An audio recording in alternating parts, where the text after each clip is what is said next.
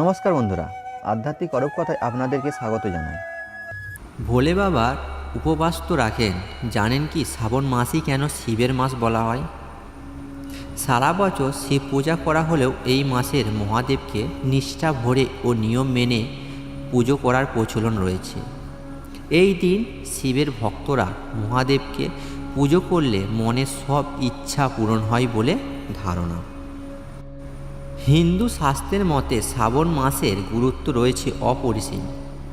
হিন্দুর মতে দেবাদিদেব মহাদেব অত্যন্ত প্রিয় একটি মাস।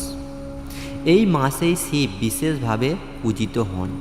নিয়ম অনুযায়ী ভক্তরা শ্রাবণ মাসে প্রতি সোমবার শিবের উপাসনা করে ব্রত ও উপবাস পালন করে থাকেন। মনে করা হয় এই মাসেই শিব বিশেষভাবে পূজিত হন। নিয়ম অনুযায়ী ভক্তরা শ্রাবণ মাসের প্রতি সোমবার শিবের উপাসনা করে ব্রত ও উপবাস পালন করে থাকে।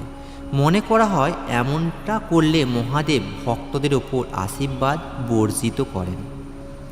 সারা বছর শিব পূজা করা হলেও এই মাসের মহাদেবকে নিষ্ঠা ভরে ও নিয়ম মেনে পূজা করার প্রচলন রয়েছে।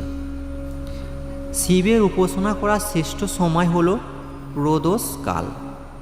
এই দিন শিবের ভক্তরা মহাদেবকে পুজো করলে মনের সব ইচ্ছা পূরণ হয় বলে ধারণা। শিব মন্দির তো বটেই, শ্রাবণ মাসের বাড়িতেও শিবের উপাসনা করা হয়।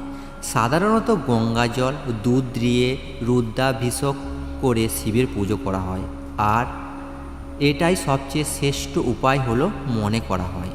শাস্ত্র অনুসারে জল বিশেষ করেও মনোবাঞ্ছনা পূর্ণ হয়। শ্রাবণ মাসে শিবকে শ্রেষ্ঠ করেও কোনো ত্রুটি রাখে না। কিন্তু শ্রাবণ মাসই কেন এত গুরুত্বপূর্ণ, কেন মহাদেবেরই বা এই মাস কেন এত প্রিয় তা জানেন না 90% মানুষ। পৌরাণিক কাহিনী অনুযায়ী শ্রাবণ মাস সমুদ্র মন্থনের ঘটনা ঘটেছিল। সমুদ্র উত্থিত হলাহল বীজ থেকে গঠা ধরতিকে রক্ষা করার জন্য স্বয়ং মহাদেব নিজ কণ্ঠে ধারণ করেছিলেন। বিষের প্রভাবে মহাদেবের কণ্ঠ নীল হয়ে ওঠে। এর কারণেই মহাদেবের ওপর নাম নীলকণ্ঠ। বিষের তীব্রতা হ্রাস করার জন্যই স্বর্গের দেবতারা শিবের মাথায় গঙ্গা জল ঢালতে থাকেন। সেই কারণেই শ্রাবণ মাসে শিবের মাথায় গঙ্গা জল প্রদান করা হয়, আর তাতেই আদিদেবের আশীর্বাদ প্রাপ্ত হয় ভক্তরা।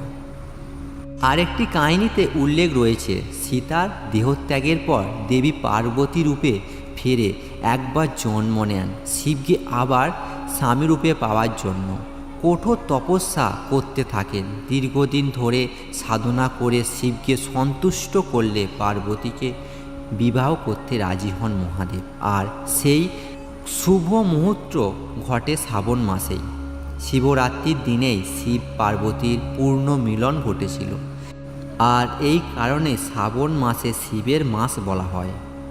তবে বন্ধুরা, আজকের এই এপিসোডটি যদি আপনাদেরকে ভালো লেগে থাকে তাহলে লাইক অ্যান্ড শেয়ার করবেন।